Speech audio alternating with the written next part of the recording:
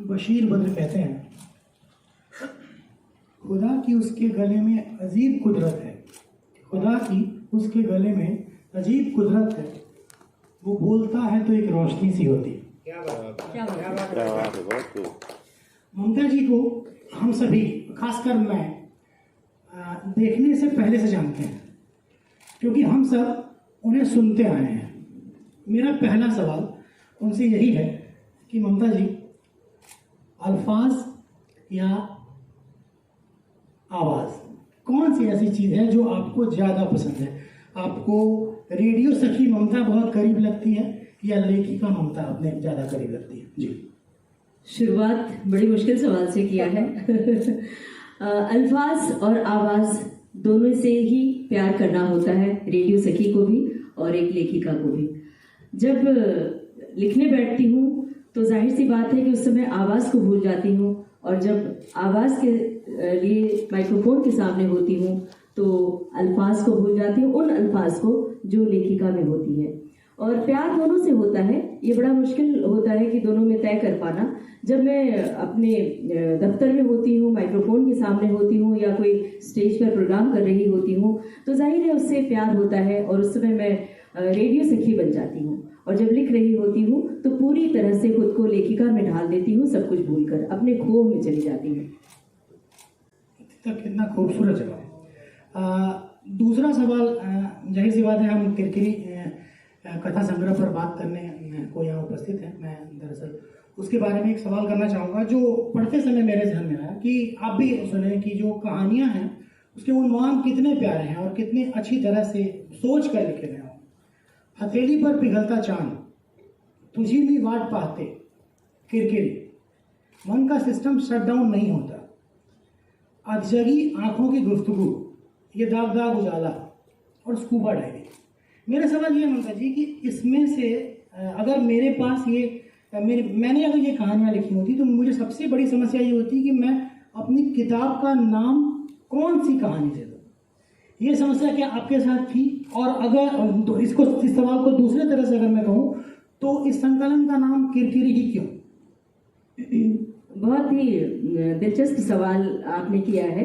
सच कहें तो मेरे साथ भी ये मुश्किल आई थी और मुझे लगता है कि हर लेखक के साथ ये मुश्किल आती है कि उसका नाम क्या रखा जाए, कहानी हो या उपन्यास, उसका शीर्षक क्या रखा जाए। और एक कथा संग्रह का शीर्षक वो भी राजकमल प्रकाशन से आ रहा हो तो फिर और मुश्किल बढ़ जाती है कि इतना बड़ा प्रकाशक और हमारी किताब आ रही है, उसका शीर्षक ही बहुत सही सटीक होना चाहिए। तो सच बताऊं तो इसका शीर्षक रखा था हमने हथेली पर पिघलता चांद। इसके पीछे की एक कहानी है। हथेली पर पिघलता चांद मेरे ख्याल से संग्रह में पीछे से चले तो तीसरी कहानी थी और उसी पर प्रेरित होकर मैंने शीर्षक रखा था। लेकिन इसका ब्लर्ब लिखने के लिए जब अपने जाने माने साहित्यकार और वरिष्ठ साहित्यकार ऋषिकेश सुलभ जी को ब्लर्ब लिखने के लिए कहा गया और उन्होंने मेरी कहानियाँ पढ़ी और ब्लर्ब लिखा, तो उन्होंने एक दिन फ़ोन किया। एक शाम को मैं कहीं जा रही थी, उनका फ़ोन आया तो उन्होंने कहा कि बस बड़े संकोच से मैं तुमसे एक बात कहना चाहता हूँ। मैंने कहा जी ज़रूर, आप बोलिए, तुम्हारी कथा संग्रह से जुड़ा हुआ। तुमने हथेली पर पिघलता चांद रखा है कथा संग्रह का शीर्षक, ऐसे लगता है कि किसी कविता संग्रह का ये शीर्षक लगता है। सही। तो अगर तुम इसको बदल दो तो बड़ा अच्छा रहेगा। तो मेरे जहन में भी तुरंत मेरे जहन में बात आई कि हाँ, ये तो सही कह रहे हैं कि हथेली पर पिघलता चांद, जबकि कहानी वो यथार्थवादी है। तो अगर वो कविता जैसा लग रहा है इनको तो सभी को लगेगा, आम पाठक को भी लगेगा। तो फिर मैंने कहा कि तो फिर आप ही सुझाइए कि इसका क्या शीर्षक रखा जाए। तो उन्होंने कहा कि कोई ज़रूरी नहीं कि कहानियों में से चुनो, कोई और शीर्षक भी रख सकती हो, अब किरकिरी ही बहुत अच्छा है। तो मैंने कहा अरे वाह, तो आपने तो मेरे मुंह की बात जैसे छीन ली, तो मैं किरकिरी ही रख देती हूँ। तो मैंने किरकिरी के लिए यहाँ राजकमल प्रकाशन के समूह को, पूरी टीम को मैंने ये सुझाव भेजा और ये कहा कि किरकिरी कैसा रहेगा। और निरुपम जी से भी बात हुई और धर्मेंद्र सुशांत जी उस समय देख रहे थे वो पांडुलिपि शायद, तो उनसे भी मैंने ये बात कही तो उन लोगों को भी ये पसंद आई। और किरकिरी ही क्यों रखी गई कहानी, अगला सवाल जहन में आ सकता है, तो मैं इसके पीछे की भी एक कहानी आपको बताना चाहती हूँ। किरकिरी वो कहानी है जब कोरोना काल में सब लोग घरों में कैद थे, 2 साल का जो समय था बेहद डरावना, भयावह, पीड़ादायक था।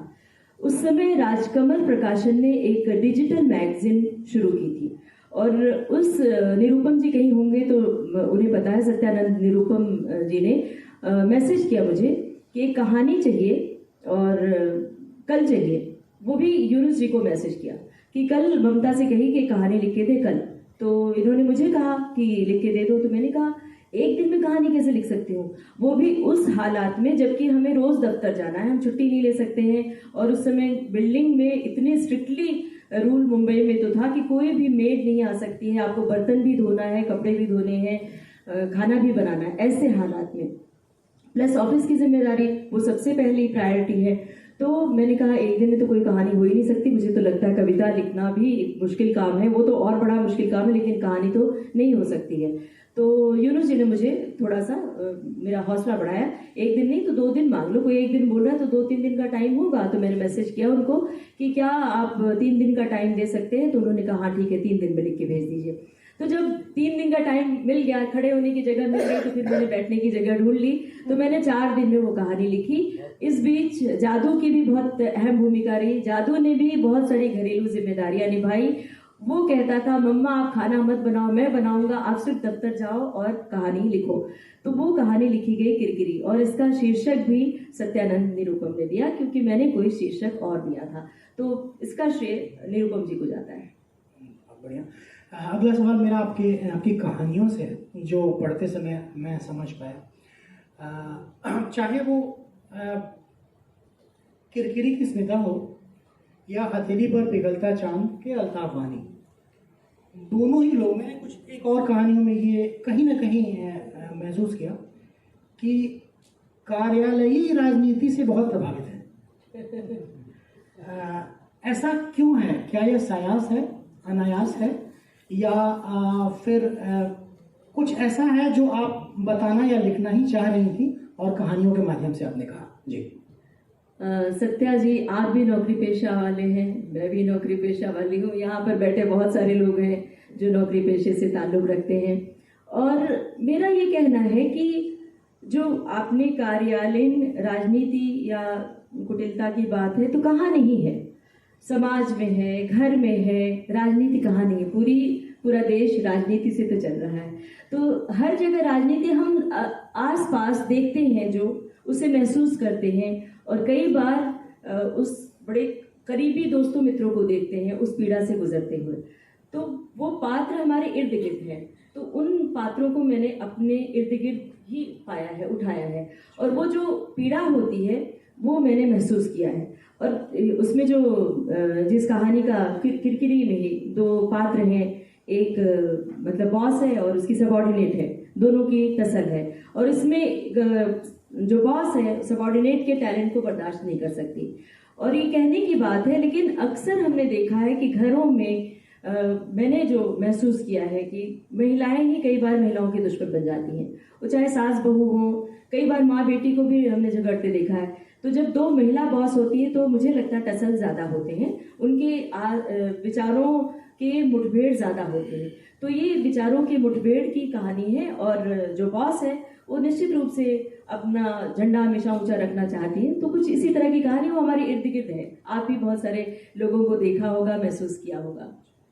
और तुझी मी वाट पाते, ये कहानी कहाँ से आपके जहन में आई? मैं जानना चाहूँगा कि अगर मैं ये बताऊँ कि कोई 60-70 वर्षीय वृद्धा कि अपने प्यार का, प्रेम का इंतज़ार जो है, ये मुझे इस कहानी में बहुत बहुत अंतरस्त छुआ। तो मैं जानना चाहता हूँ कि इसका जो प्रस्थान बिंदु का है वो कहाँ से है, कहाँ से ये कहानी आपके जहन में आई? जी देखिए, हमारे इर्द गिर्द जो पात्र होते हैं, घटनाएं होती हैं, प्रेरित तो वहीं से होती हैं कहानियाँ। इस कहानी के पीछे भी एक कहानी है। अब मुझे अपने थोड़ा सा निजी जीवन पे जाना पड़ेगा। ये प्रेम कथा लिखी गई है। प्रेम कथा को मैंने सायास रूप दिया है। दरअसल इसकी प्रेरणा वहाँ से मिली थी। हम लोग एक बार रायगढ़ गए थे घूमने, दापोली, और वहाँ गए और वहाँ समंदर का बहुत सुंदर किनारा है, ठाठे मारता लहराता हुआ समंदर लहरों के सामने, भला किसको नहीं अच्छा लगता। हम लोग भी गए, और वहाँ कई ऐसे बीच हैं जो बिल्कुल ग्रामीण बीच है, और वहाँ मछुआरों की बस्ती है, छोटी छोटी बस्तियां हैं जहाँ मछुआरे जाते हैं, समुद्र मछली पकड़ने के लिए जाते हैं, फिर कई कई दिन घर नहीं लौटते हैं। तो उस बीच पर हम लोग, उस बीच का नाम हमें इस वक्त नहीं याद आ रहा, अगर यूनुस जी को याद आ रहा हो तो बताएं। उस बीच का नाम अंजरले बीच था। बहुत बड़ा विशाल बीच, और वहाँ खास बात कि बड़े सुस्ती से लोग बैठे रहते थे, मतलब कोई किसी से मतलब नहीं, ताल्लुक नहीं। तो हम लोग भी गए और हम लोग वहाँ पानी में थोड़ी देर छापक से ये खेला, और उसके बाद फिर मन हुआ कि हम लोग यहाँ भीड़ से निकलकर थोड़ी दूर तक जाएं, जहाँ सुनसान है। सुनसान मतलब थोड़ी दूर तक समंदर के किनारे किनारे गाड़ी से जाएं। और गाड़ी चली, थोड़ी दूर जाकर एक जगह पर रेत था, रेत में गाड़ी मेरी धंस गई, मतलब पूरी तरह से धंस गई, गाड़ी आगे नहीं चल सकती थी। हम काफी आगे जा चुके थे, वहां पर इंसान नाम का कोई चीज नहीं, बस समंदर की ऊंची ऊंची लहरें, समंदर का शोर, डरावना शोर। और वो वक्त था, शाम होने को थी, बड़ा डर लगा। तो यूनुस जी गाड़ी को स्टार्ट करने की कोशिश कर रहे हैं, मैं और जादू निकले भीड़ की ओर। भीड़ बहुत दूर, मतलब अगर हम 20 मिनट पैदल चलेंगे तब कहीं जाके हमें इंसान मिलेंगे। तो इस तरह से हम लोगों ने फिर भी बेहिसाब बेइंतहा हम दौड़ना शुरू कर दिए। जादू बहुत तेज आगे निकल गया, मैं दौड़ रही थी, तभी रास्ते में 3 आदमी आ रहे थे। वो लोग पूना से आए थे, और मैंने लंबी, मतलब सांस मेरी धोखनी की तरह चल रही थी, और मैंने ऐसे धड़कते दिल से सांस रोके। हमने कहा प्लीज हमारी हेल्प करिए, हमारी गाड़ी, वहाँ मेरे हस्बैंड गाड़ी में बैठे हैं और वो गाड़ी धंस गई रेत के अंदर, आगे नहीं जा रही, हम क्या करें। तो उन्होंने कहा अरे यहाँ पर कॉमन बात है, हमारी भी एक बार गाड़ी ऐसे धंस गई थी, चलिए हम निकलवाते हैं। तो 3 बंदे चले पीछे को, मुझे लगा नहीं कि ये गाड़ी वापस निकल सकती है। हम तो ये मान के बैठे कि गाड़ी यहीं धंस गई, अब हम लोगों को कुछ और ही इंतजाम करना पड़ेगा। तो वो 3 बंदे गए और कुछ पत्थर वत्थर कहीं से ले आए, गाड़ी स्टार्ट हो गई, और ये कहा कि गाड़ी रोकना मत बीच में, सीधे जाना। और रुकी गाड़ी तो फिर यही हाल हुआ। तो फिर बड़ी तेजी से गाड़ी ले गए, और वहां पर हम लोग, जहां हमारा रिजॉर्ट था, रिजॉर्ट में हम लोग गए। तो उस दिन डर के मारे हम समंदर के किनारे नहीं गए। और फिर वो बात मेरे जहन में आई, और वहाँ की खूबसूरती, वहाँ छोटे छोटे पेड़ पौधे फूल, और नदी का किनारा, वहाँ लोग कहीं छोटा सा स्टॉल लगा के, वहाँ के जो लोकल लोग, कोंकणी लोग होते हैं, वो कुछ कोंकणी में बात कर रहे हैं। तो कहानी वहाँ से प्रेरित थी। फिर मैंने सोचा कि ऐसे सिंपल ये कहानी लिख देंगे तो एक यथार्थवादी सत्य घटना सी हो जाएगी। तो फिर मैंने इस पर प्रेम कहानी बुनी, क्योंकि प्रेम कहानी लगता है कि लोगों को ज्यादा आकृष्ट करती है। तो प्रेम कथा के इर्द गिर्द बुनी हुई ये कहानी, इसके पीछे की कहानी थी। बढ़िया, आपने एक शब्द यूज किया, प्रयोग किया, छापक छैया। मैं वहाँ इसलिए रुक गया कि मुझे आपकी किताब से एक और शब्द याद आ गया, लोलक लैया। जब आप इस किताब को पढ़ें तो जाने कि उस शब्द का क्या अर्थ है। बड़ी खूबसूरती से ममता जी ने वो शब्द इस्तेमाल किया। एक और बात जो आपने ममता जी कही कि आप अपने किरदार जो है वो अपने आसपास के लोगों से ही उठाती हैं या कहानियाँ उठाती हैं। तो मेरा ये सवाल है कि क्या कहानी पढ़ते समय आपके पात्र खुद को पहचान पाएंगे? बिल्कुल, उन पात्रों को मैं जीती हूँ, नींद से जाग जाती हूँ। कई बार वो पात्र मुझे नींद से जगाते हैं, दस्तक लिखने लगती हूँ। ऐसा कोई वक्त निर्धारित नहीं होता है कि मैं शाम को ही लिखूंगी या सुबह लिखूंगी, या मेरा फिक्स टाइम नहीं है। जब जहाँ मौका मिलता है वहाँ लिख लेती हूँ। तो निश्चित रूप से पात्र मेरे बड़े प्रिय होते हैं, अजीज होते हैं, मेरे भीतर बाकायदा चहलकदमी कर रहे होते हैं, एक छोटे बच्चे की तरह जिद करते हैं, उन्हें मैं जीती हूँ फिर लिखती हूँ। और कथानक, मेरा सवाल करने का अर्थ यह है कि मैंने जितना पढ़ा और जितना समझ पाया उसके लिहाज से मैंने देखा कि आपकी कहानियों में कहानी का प्लॉट जो है, कथानक और किरदार दोनों बराबर इम्पोर्टेंस लिए हुए हैं। अगर मैं कहूँ कि किसी कहानी में केवल कथानक ही बहुत ज़्यादा सशक्त है और पात्र गौण है, तो ऐसा मुझे नहीं दिखा। मैं ये आपसे जानना चाहता हूँ कि आप जब लिखती हैं तो क्या ऐसा भी होता है कि कोई किरदार आपने सोच लिया है और उसके बाद आप कहानियाँ लिखती हैं, या पहले आप अपनी कहानी सोचती हैं, अपना कथानक सोचती हैं और उसके इर्द गिर्द फिर अपने किरदार बनती हैं? मतलब मैं फिर से सवाल दोहरा दूं कि आप लिखते समय क्या कथानक को ज़्यादा महत्व देती हैं या पात्रों को ज़्यादा महत्व देती हैं? जी देखिए सत्या, ये बहुत ही महत्वपूर्ण है कहानी के लिए। कथानक, पात्रों का, कथा शिल्प का एक साथ चलना बहुत ज़रूरी होता है। कई बार हम पाते हैं कि कहानी बड़ी सशक्त होती है, लेकिन उसमें पात्रों की कमी होती है, तो एक तरफा हो जाती है कहानी, एक आलाप जैसा हो जाता है, तो कुछ जगहों पर आकर उबाऊ भी हो जाती है। तो मेरा ये कहना है कि कथानक और पात्रों का सामंजस्य बहुत जरूरी है। लेकिन हाँ, कई बार कुछ कहानियां ऐसी होती है जो अंतर मन की कहानी होती है, जहां पर पात्रों की उतनी अहमियत नहीं होती है जितनी कथानक की। लेकिन मैं निजी तौर पर पहले मेरे जहन में एक कहानी आती है, कहानी बुनती हूँ, उसके बाद पात्र गढ़ती हूँ। जैसे कि ये दापोली वाली कहानी का जिक्र किया आपने, तो वहां पर पहले मैंने कथानक बुना, फिर मैंने पात्र गढ़े, फिर दादी का किरदार चुना और अविधा का किरदार चुना। ये जो एक कहानी है हथेली पर पिघलता चांद, इसमें भी यही हुआ कि कहानी मेरे जहन में आई, लेकिन कहानी आती कहाँ से, वो हम इर्द गिर्द पात्र देखते हैं, पात्रों को देखकर ही हमारे भीतर कथानक पैदा होता है। तो दोनों का सामंजस्य बहुत जरूरी है। ममता जी, अगर हमारे आसपास या जो इसके बाद भी इस रिकॉर्डिंग को देखेंगे, वो नए लेखक जिनको आप ये बताएं या बताना चाहें कि आप टाइम कैसे मैनेज करते हैं लिखना, वो सवाल इसलिए भी ज़रूरी है कि बाकी सारे जो दैनिक हमारी जिम्मेदारी है, अलावा उसके हमें नौकरी भी करनी होती है। तो इसके बाद जो है आप लिखने के में जो है इतना एक्टिव हैं, तो वो समय कैसे निकालती हैं? जी। सच कहें तो ये मुझे भी कभी पता नहीं चल पाता है। मुझे भी कई बार ये लगता है कि मैं कैसे करती हूँ, वो हो जाता है। मैंने कहानी के लिए जिक्र भी किया कि आधी रात को नींद खुली और मैं लिखने लगती हूँ। पता चला 2 पन्ने लिखे कि याद आता है कि मेरी तो सुबह की ड्यूटी है, अभी मुझे 5:30 बजे ऑफिस जाना है। तो देखा कि 2:30 बज रहे हैं, अभी थोड़ी देर बाद मुझे तैयार होना है। तो मैं फटाक से वो पन्ना पलट के रख के और मैं अलार्म लगा के सो जाती हूँ। तो 1 घंटे की नींद मिली या नहीं मिली, ऐसे होता है। लेकिन उसी में वक्त चुरा के किया जा सकता है काम।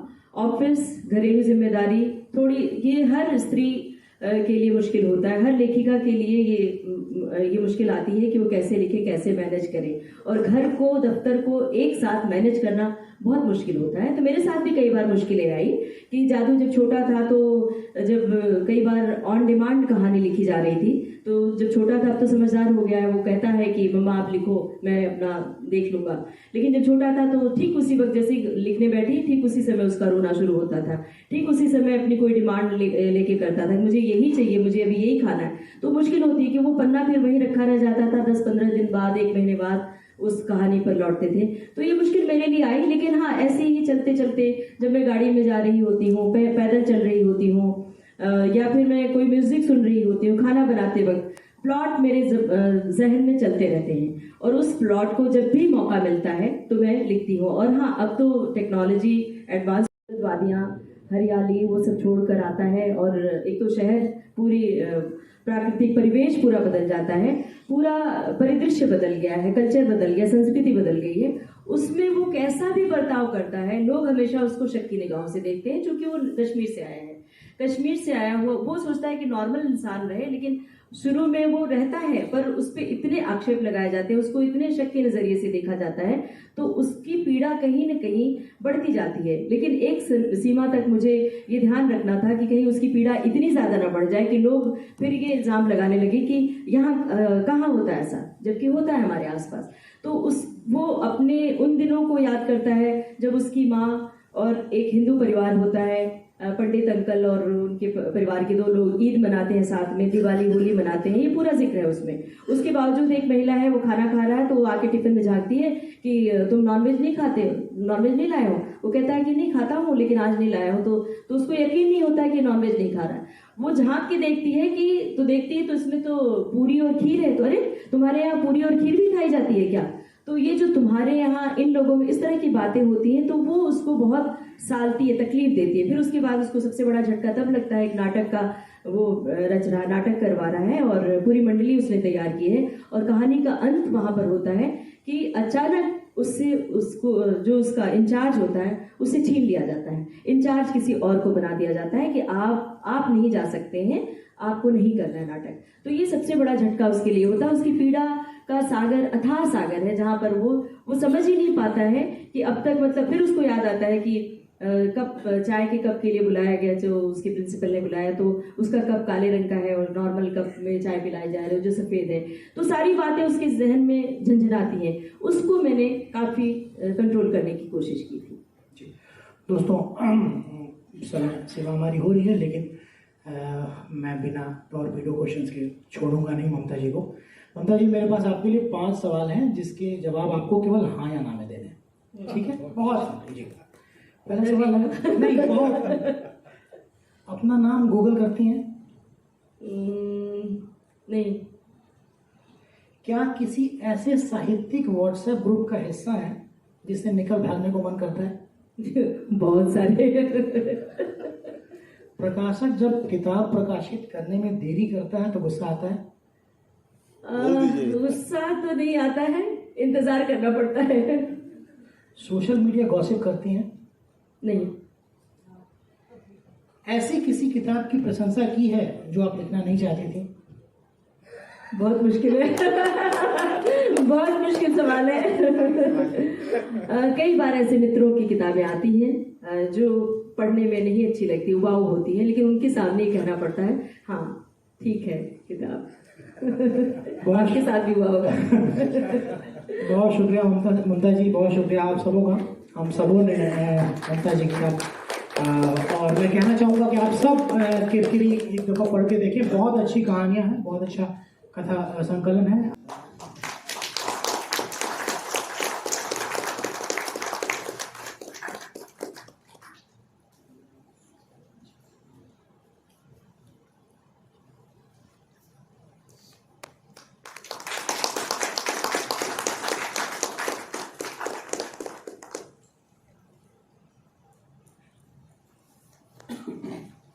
मनोज जी, अगर 2 मिनट का आप समय दें तो मैं ममता जी से गुजारिश करूंगा कि वो अपने पुस्तकांश पढ़ें। 2 मिनट जी। 2 मिनट जी। स्वागत है ममता जी।